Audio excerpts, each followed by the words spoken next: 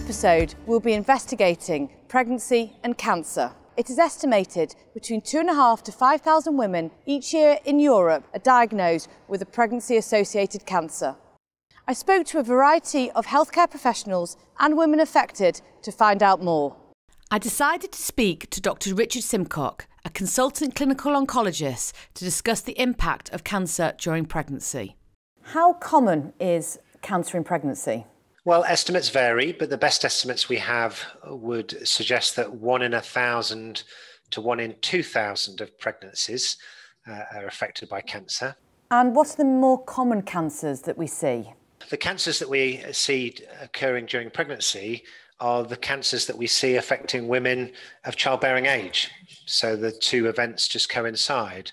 So thyroid cancer in the younger group, lymphomas and leukemias, and then breast cancer and cervix cancer would be the most common. And one of the things that's driving up the rate of cancer-associated pregnancy is that as women defer pregnancy, as older women, the rate of those cancers increase. And so the number of cancers we see associated with pregnancy will also increase.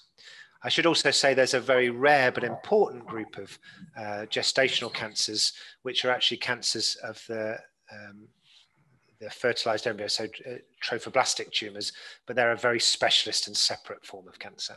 Why do you think diagnosis is sometimes delayed when picking up these cancers in pregnant women? We rely in diagnosis of cancer in younger women, usually because that's not a group that tend to have cancer. We rely on women reporting symptoms. And as women undergo the normal physiological changes of pregnancy, it's perfectly understandable that they would associate the changes they're experiencing and associate those with the pregnancy itself.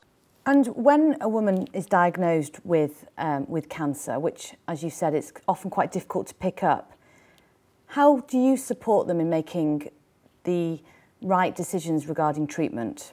With care, with time, and with information.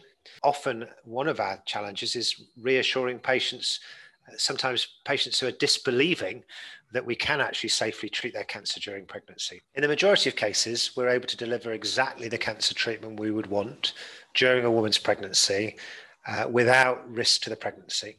Some cancer treatments may harm the baby, especially during the first trimester of a woman's pregnancy, meaning treatment may be delayed until the second or third trimesters. In the first trimester, the embryo is potentially vulnerable when exposed to treatments such as chemotherapy and radiotherapy. Surgery at this time may also increase the risk of a spontaneous miscarriage. But by the time the pregnancy reaches the second trimester, chemotherapy is entirely safe.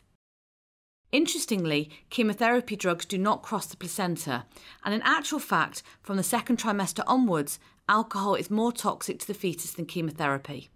There are some exceptions. A drug that we use commonly in breast cancer is called Herceptin, and this can cause oligohydramnios, where there is less fluid around the baby. Surgery is safe for the majority of the pregnancy from the second trimester onwards. Radiotherapy is something we try to avoid because we know it can damage developing organs. It would be rare for us to use radiotherapy, but there are circumstances where we can deliver it.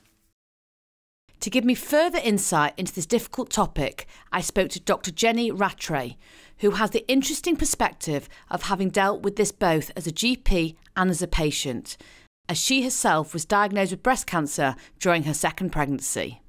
So if we can first start as a GP, when a patient presents and she's pregnant, but presenting with atypical or worrying symptoms, what do you look out for? So I think it can be really difficult for GPs to recognise a lot of cancers that present during pregnancy because a lot of the symptoms that we see are the same as what you would see normally. So, for example, breast changes, vaginal bleeding, vague abdominal or pelvic pain. So I think it's really important that GPs discuss with patients a really robust safety netting pathway so that if patients don't get better in the way that's expected, they know to come back to their doctor and their doctor has a clear plan of when they should be referring them. I also think that something that's really important to note is if a woman's in her second or subsequent pregnancy and she's presenting with symptoms that feel abnormal for her, that's taken seriously and the GP has a lower threshold to instigate referral in those cases. If you do have concerns, what investigations should GPs carry out and which tests aren't helpful? So in general, I think it's really important that pregnant patients presenting with symptoms of cancer are treated exactly the same way as you would treat anyone presenting with symptoms of cancer. So you almost forget about the fact that they're pregnant and you just follow your normal urgent referral pathways. There's a couple of tests such as CA125 or maybe transvaginal ultrasounds that you might want to bypass and just initiate specialist referral. But apart from that, everything else should be done in the same way, and you shouldn't let the fact that they're pregnant cloud your judgment on making a referral. So, Jenny, if we can talk to you as a patient now, when you found the breast lump, what did you initially think? As a GP, when I first found my breast lump, I knew that it was something that I needed to be concerned about. It was a fixed, non-mobile lump, and it was really different to any breast changes that I'd experienced in my previous pregnancy. As a patient, however, I just didn't want to think that it could be anything serious, and I tried to sort of think of any other explanation for it that was not cancer, because that just seemed too unfair and it couldn't be happening to me. And so as a result of that, I'm much more understanding when I see patients that present having had lumps or having had changes that are seemingly barn door cancer symptoms, that they've taken a long time to present, because I can really understand how your brain sort of wants to go into that optimistic feeling that it's not going to happen to you.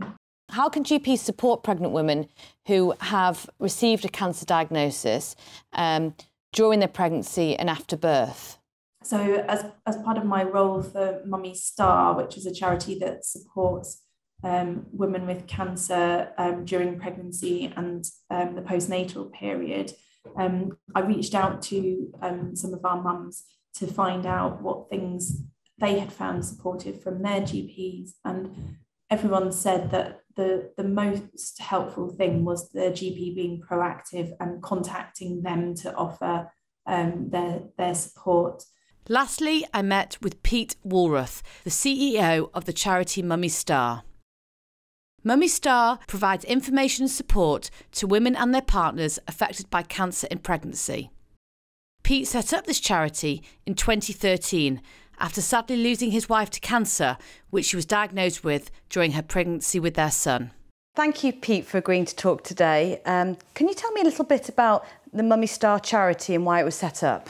Yes, so Mummy Star was set up in 2013, and it's the only charity in the UK and Ireland that offers support to families where a mother is diagnosed with any form of cancer, either during pregnancy or up to 12 months postpartum. And it was established in memory of my late wife, Maya, because she had been diagnosed with breast cancer midway through our second pregnancy, and then sadly developed metastatic cancer and had passed away when our little boy was 10 weeks old. Are you able to tell us a little bit more about Maya and what happened?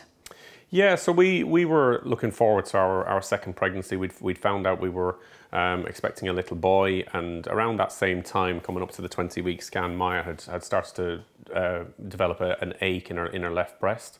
She'd mentioned it in passing to a midwife after a scan. It just went in for a routine appointment to check out and make sure it was nothing more sinister. She thought it might be a blocked milk duct because she'd breastfed with our previous child for over a year. So I think natural assumptions, sort of led that it was just part of the pregnancy. But very quickly, the consultant who examined her knew straight away that it was a significantly sized lump in her left breast. And from there, as a family with limited, experience of cancer and knowledge of this area, it just threw the entire pregnancy into a state of flux. For us, thankfully, the care team that we had around us at our hospital, they had a broad knowledge and understanding of what it was like and what the options were for us. They were very quick to reassure us that it was going to be okay to receive some treatment during pregnancy. It was going to be safer. Now, what sadly happened was, despite her responding really well in terms of the breast lump, very silently she'd actually developed a metastatic spread to the lining of her brain, and this only became apparent about 8 weeks after our little boy Merlin was born. And it went, because it was quite catastrophic at the stage that it was actually diagnosed. She went from being a relatively well woman to 3 weeks later, sadly she'd actually died as a result of that spread. So for women wanting to access the charity, what support do you offer to them during pregnancy and after birth? So it's a range of emotional support, advocacy, financial aid, and awareness and education. So one of the biggest issues around this is emotional support and feeling isolation when people get diagnosed in this situation. So it's giving women the ability to be able to connect with others who have a genuine understanding of what it's like to balance pregnancy and fears and worries about cancer, treatment, the choices they may or may not have, but equally postnatally as well, how they balance treatment with a newborn child, how to look after that baby, and all the difficulties that can come with that in terms of bonding and the enjoyment of new parenthood or becoming a parent again. Pregnancy can be a positive experience, but a cancer diagnosis can bring many difficulties and challenges. It is important to recognise and thoroughly investigate the key symptoms that could indicate a suspected cancer diagnosis. Advances in medicine now means that women can receive anti-cancer treatment and reach full term without potential harm to the mother or baby.